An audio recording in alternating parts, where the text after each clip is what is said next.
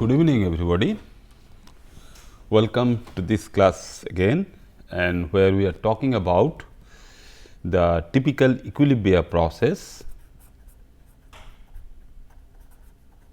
and today we will just complete this part from talking in terms of the fate of different salts, okay, because these salts are very important in terms of their formation as well as the reactions, because as we are discussing that how these salts are forming from typical reaction of acid and base.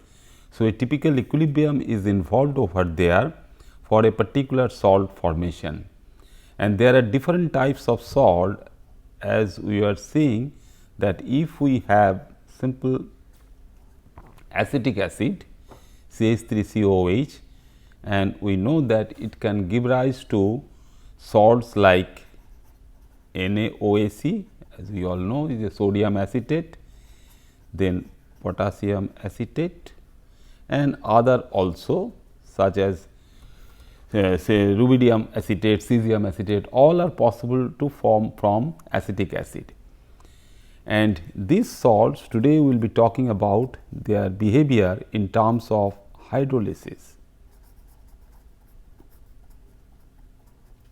That means, whatever we are thinking now, that we should also be able to understand the nature of this particular salt, because we all know that when we talk in terms of the corresponding qualitative inorganic analysis, we are basically analyzing the salts, and that we also consider as the salt analysis. Okay. So, that is a typical different aspects.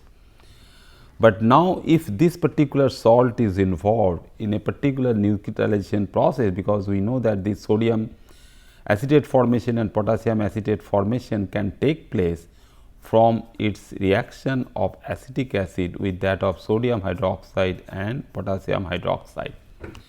So, at the same time we are talking or we are thinking or we are discussing so many aspects, that when this salt is forming and when a particular salt we are getting from say weak acids, this is, we all know that acetic acid is a weak acid. So, when this particular salt or these salts, a family of these salts are forming, we will be interested to know about their behavior, and one such behavior is your corresponding hydrolysis reaction.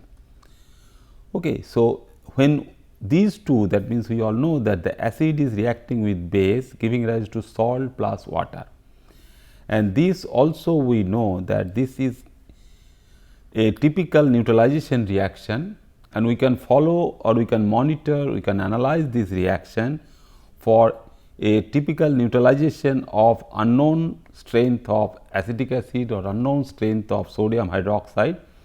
That means, the titration, we will be talking today also again the titration reaction, how this titration reaction will be useful to understand this particular neutralization reaction, acid base neutralization reaction, because this sort of neutralization, as we all know that the techniques and tools, during our discussion of techniques and tools, what we have seen earlier, that how burettes and pipettes and the Erlenmeyer flask are utilized for the formation of your corresponding this salt and water molecules. So, now if we consider that these are the corresponding acids, so some of these acids are giving rise to a different type of salt. So, this nature of this salt also, because whether this particular salt can undergo hydrolysis reaction or another aspect we will be talking also related to that of their solubility.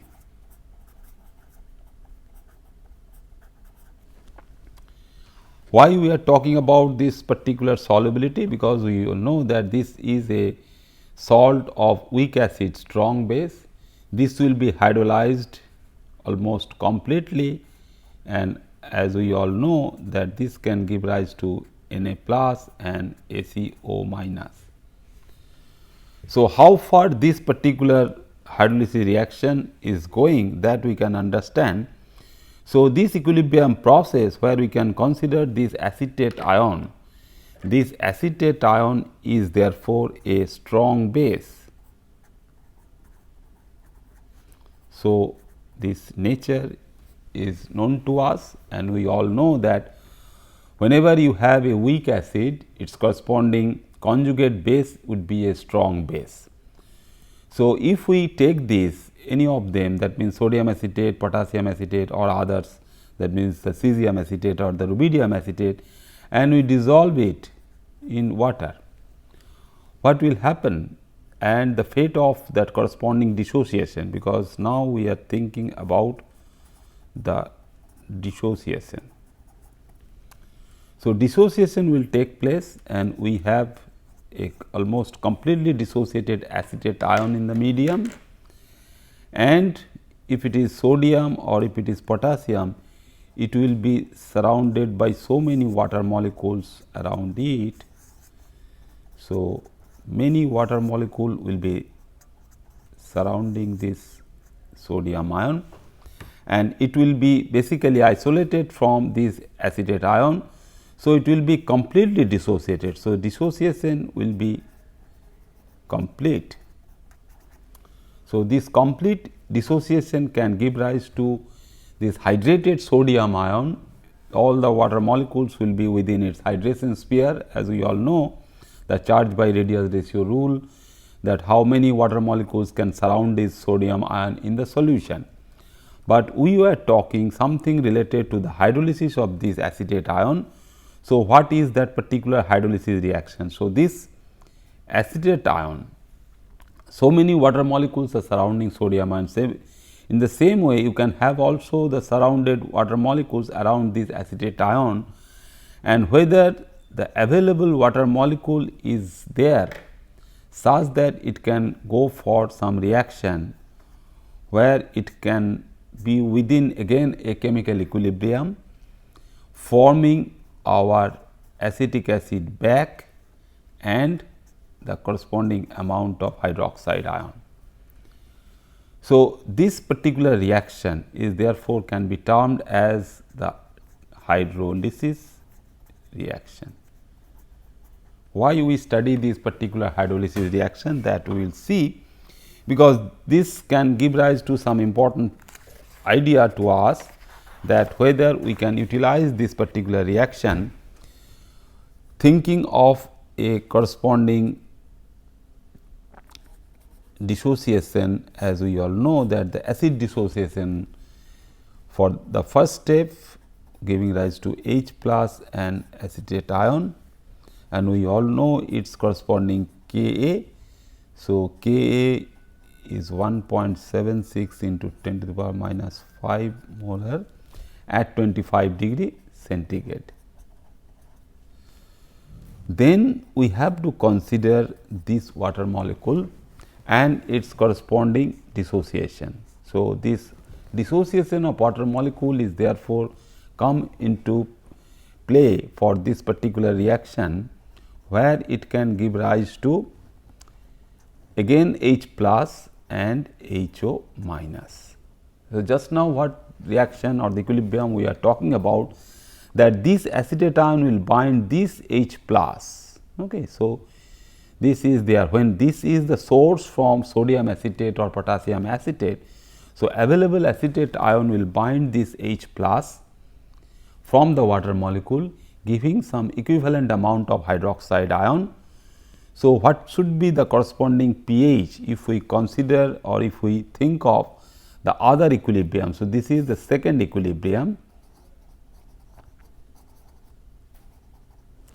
So, other equilibrium we have to consider over there. So, what is therefore happening, that H plus plus acetate ion. So, if we rearrange, and this dissociation we all know that this constant is known as Kw, and its value is 1 into 10 to the power minus 14 at again 25 degree centigrade.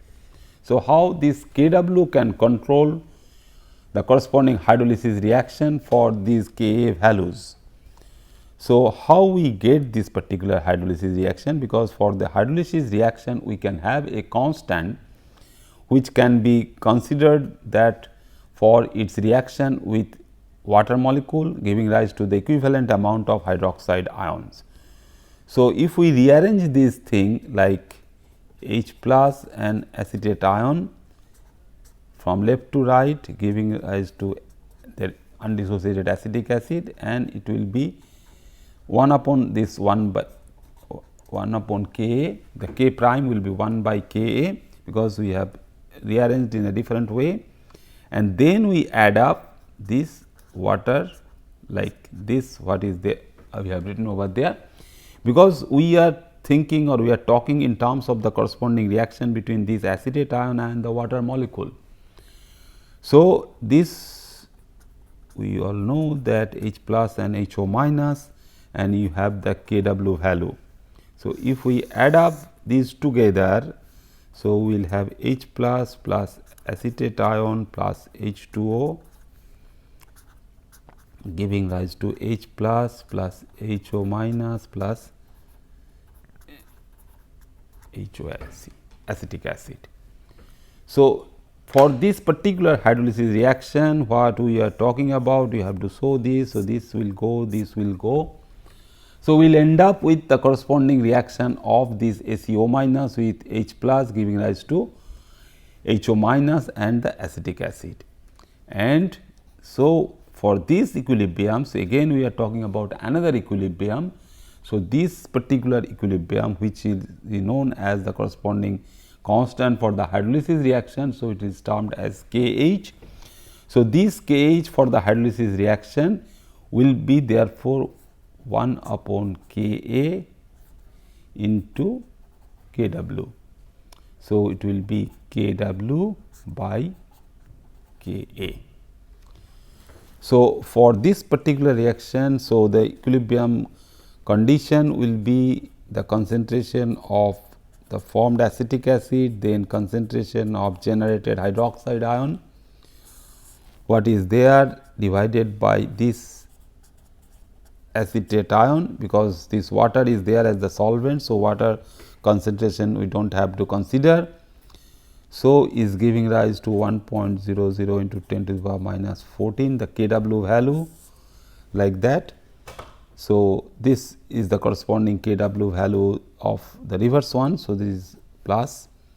So, it is 1.76 into 10 to the power minus 5. So, it will be equal to this is minus 14. So, it is 5.68 into 10 to the power minus 10. So, this way we can also consider and we can use all these expressions to find out several other things. That means, what should be the pH if we think or if we consider the corresponding pH value for these reactions, what should be the corresponding pH value of say 0.1 molar solution of ACOK, the potassium acetate in water at 25 degree centigrade. So, if we think of that what should be the pH, because this is a salt and which is getting hydrolyzed. So, this pH can be known if we can have some idea about the corresponding hydroxide ion concentration. So, this hydroxide ion concentration, that means, if we have the total hydroxide ion concentration which will be equivalent to that of your hydroxide ion coming from the acetate ion, from the acetate, and this acetate concentration also will be equivalent to concentration of the used acetate, that means the used salt. So, all these things and all these manipulations can basically giving rise to some relationship where the hydroxide ion concentration will be dependent on your Kh into concentration of your acetate ion.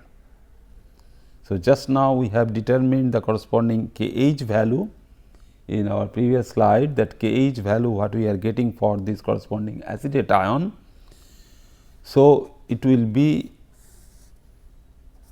5.68 into 10 to the power minus 10 is the kh value of this acetate ion into the corresponding salt. What we are considering is the corresponding concentration of the potassium acetate salt.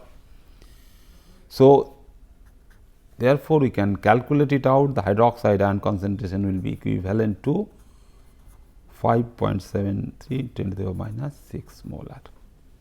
So, these are the things. So, these are the different equilibria we can use and we can manipulate for the calculation of the hydrolysis of the acetate ion and the amount of hydroxide ion forming over there.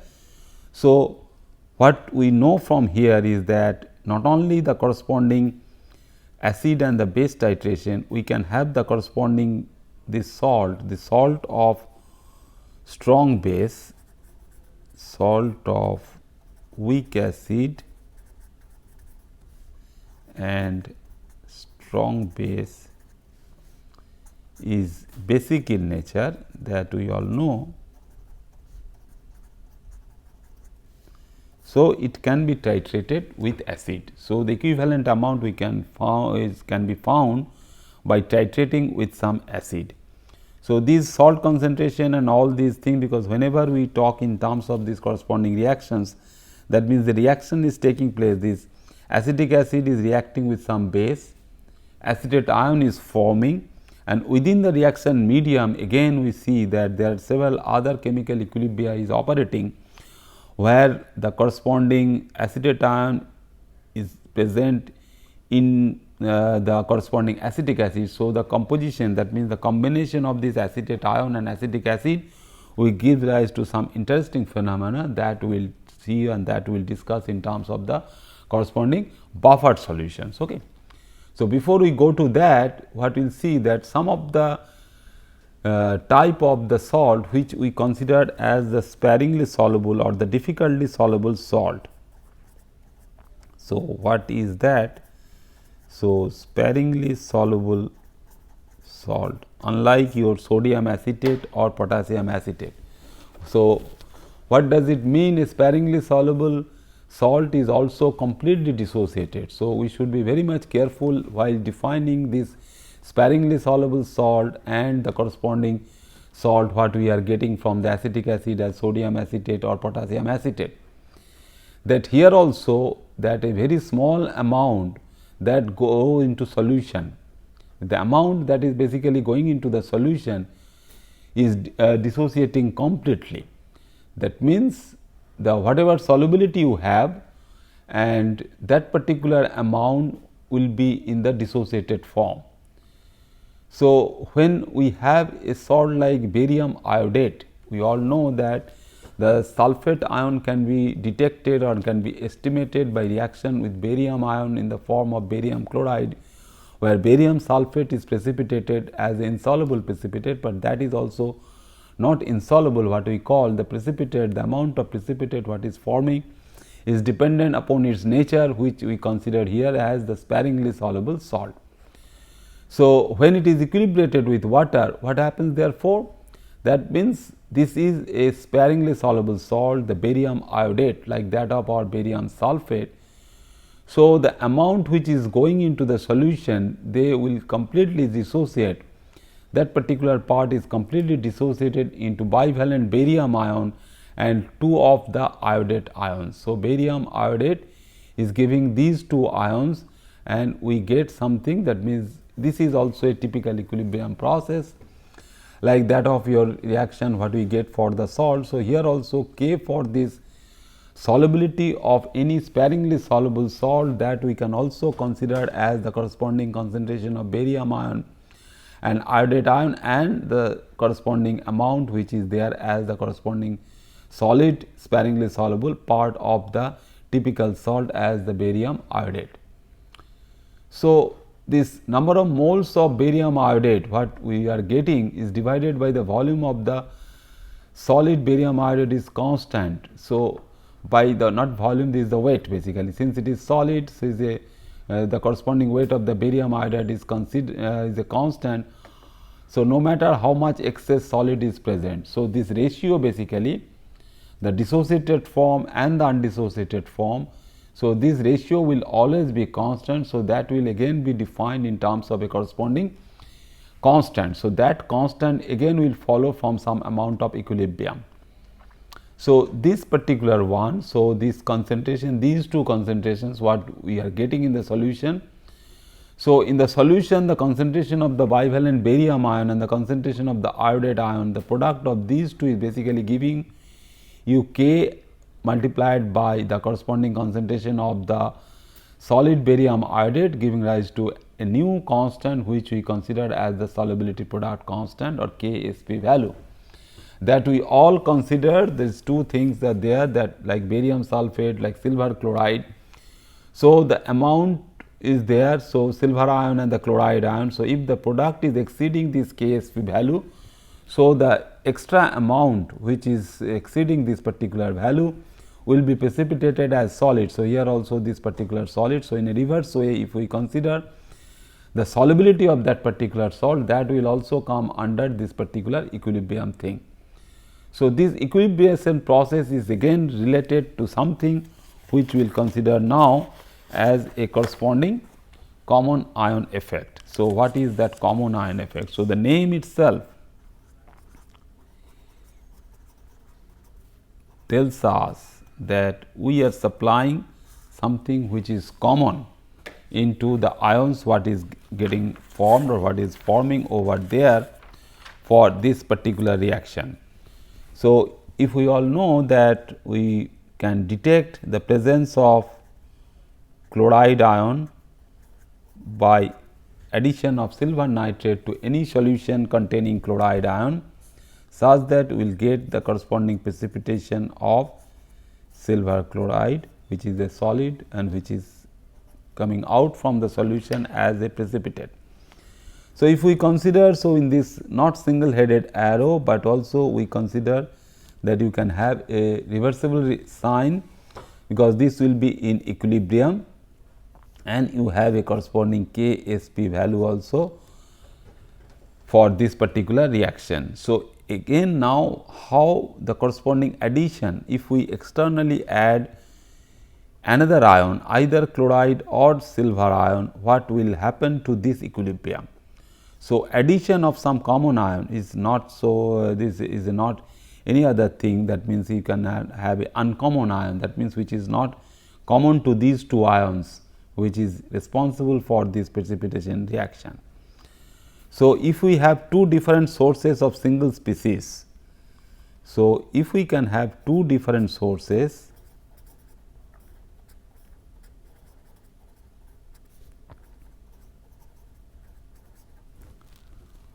of a single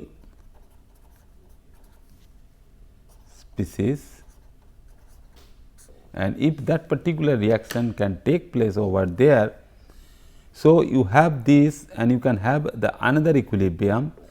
So, equilibrium of both may shift the concentrations. So, this particular equilibrium, so if we increase the concentration of chloride, so you get this particular the shifting of the equilibrium from one side to the other, how it can affect the corresponding reaction. So, by definition, this common ion effect we can consider from a typical textbook definition is that it will reduce the solubility of the ionic precipitate. So, we are giving you example that the corresponding silver chloride precipitate or the barium sulphate precipitate or barium iodide precipitate. So, these are the typical precipitates when they are coming as the corresponding precipitate when we add one reagent to the analyte.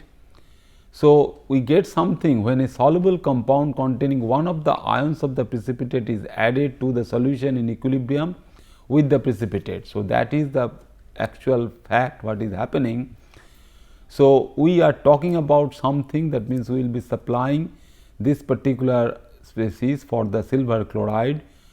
So, if we add again the silver nitrate, so that silver nitrate is your soluble compound and it has one common ion, that means the corresponding silver ion of the precipitate is added and solution of the equilibrium of the precipitate will change.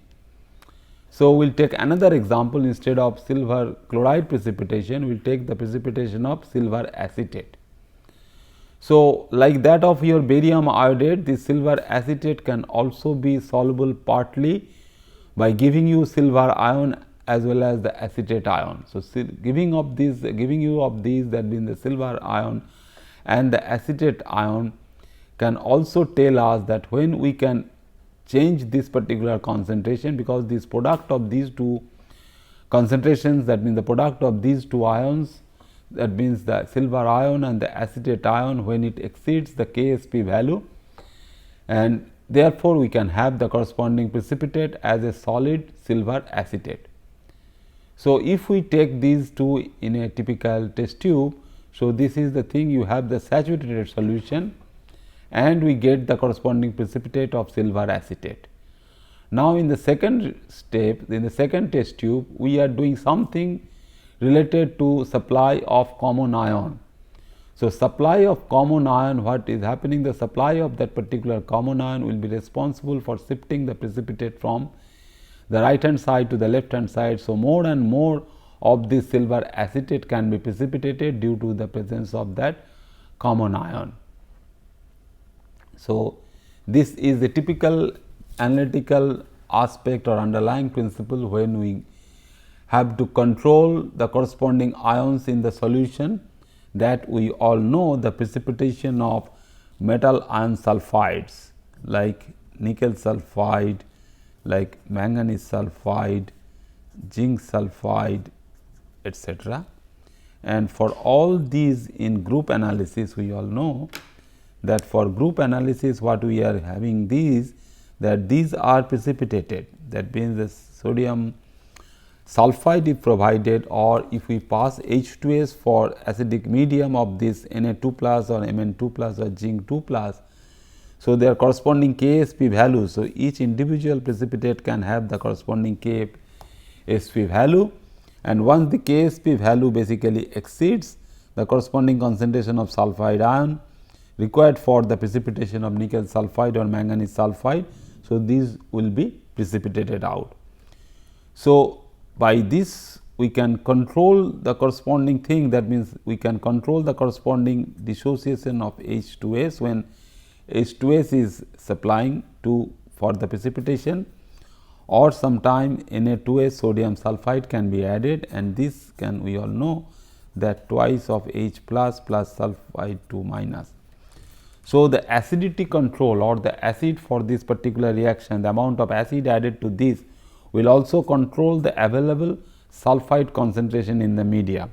So, if we can have two groups of these metal ion sulfides for a particular range of Ksp for one group of metal ions and another Ksp value for another group of metal ions, what we can see that we just control the corresponding sulfide concentration. So, if we control the corresponding sulfide concentration, in one case you can precipitate one particular family, in another case we can control the precipitation of the other sulfides.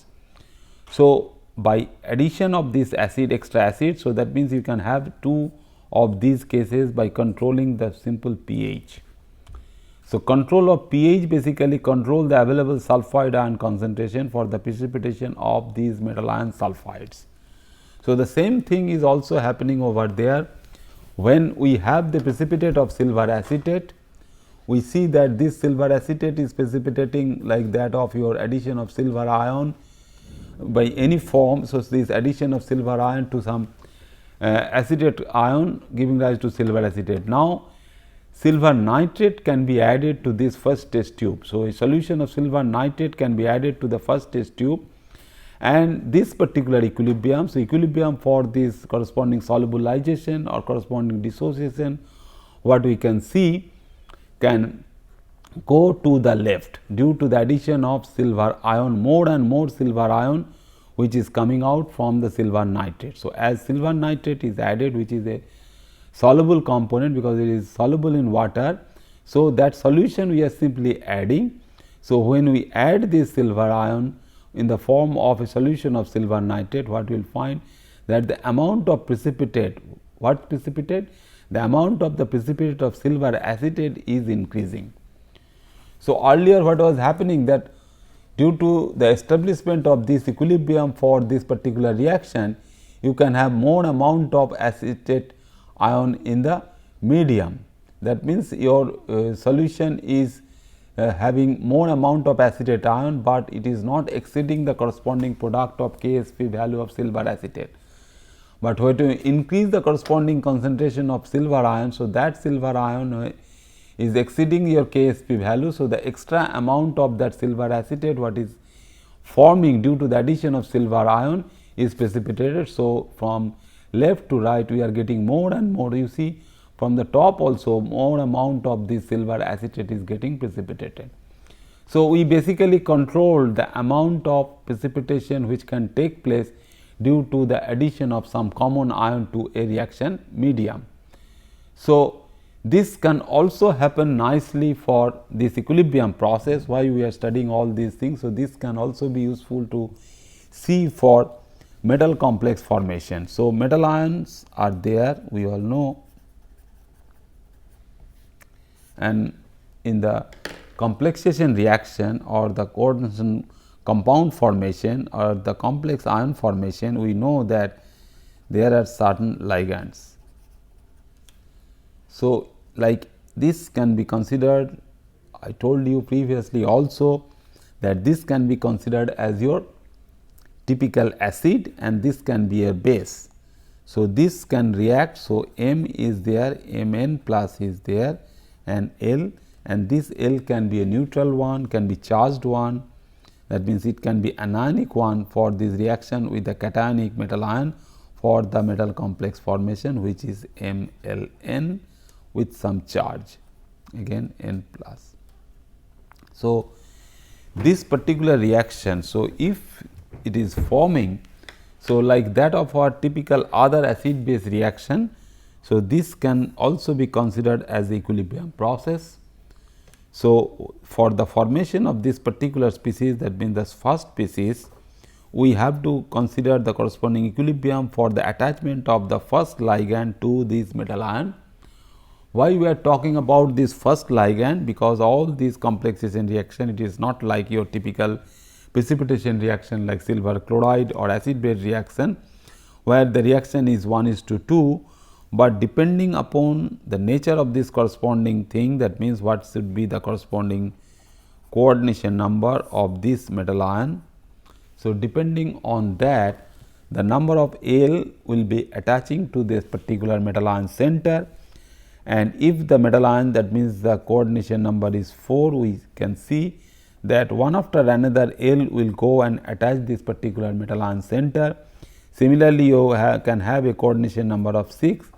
So, one after another, that means 1, 2, 3, 4, 5, 6 of these L can go and attach these metal ion center. So, one when is attaching 1, you have ML1, that means one ligand is attaching, then you can have the second one, we get the ML2. So, we can have either 4 for a coordination number of 4 or 6 for a coordination number of 6, that means different equilibrium constants we can have. So, one such example is the reaction of, in the first case, that means we have any copper salt such as copper sulphate is dissolved in water, and this is a very typical reaction we all follow from your school days. You are knowing that thing, the corresponding formation of this hexa-aco copper 2 species. So, what is that hexa-aco copper 2 species? If you have a solid copper sulphate, we all know the copper sulphate pentahydrate also, because in the solid state formula we write as the copper sulphate having 5 water of crystallizations. So, when that is dissolved in water, this copper center is surrounded by 6 water molecules, and this we cannot stop when we do any such reaction, this particular species. So, whatever we are at the starting point, that means what is there, that the copper ion in water or iron ion in water or nickel ion in water, they will all be aquated species. So, these aquated species are nothing but the corresponding hexa-aco or the tetra-aco species of the metal ion. So, what we want to follow is the corresponding equilibrium constant for the formation of this particular reaction when we attach the ammonia. So, ammonia is your incoming ligand, because already you have these water molecules. So, you please try to understand over here that when you dissolve it in water, your water molecules are also ligand, because the lone pair of electrons on the water molecules are coordinating to this copper center. Now, when we add ammonia, these water molecules will be replaced by these ammonia, giving rise to one equilibrium condition, because we are reacting in 1:1 stoichiometry. The stoichiometry of this particular reaction can only permit the replacement of one of the water molecule out of those 6 water molecules surrounding this copper center. That means, this water molecule will be taken away from the coordinate sphere of this copper center, giving rise to a corresponding pentaco monoamine copper 2 species. So, like typical acid base reaction, we can have the corresponding K1 value we can write, the equilibrium constant we can write for this particular case is that of our reaction. That means, the right hand side what we can have a new species which is not the hexaco, but is a pentaco species. The concentration of the pentaco species what is forming over there, and the water which is going away divided by the corresponding concentration of the copper hexaco species and the ammonia concentration. So, in the second step also, if we put the corresponding ammonia for the second time for this reaction, so it will replace one more water molecule, giving rise to the second K2 value. So, what we see that whether we will have the corresponding replacement of all 6 water molecules, or it can stop at some point. That means, after the replacement of the 4, that means your copper species is only stable with the tetraamine complex form. So, we can have only K1, K2, K3 and K4. So, that we will see in our next class. Okay. Thank you very much.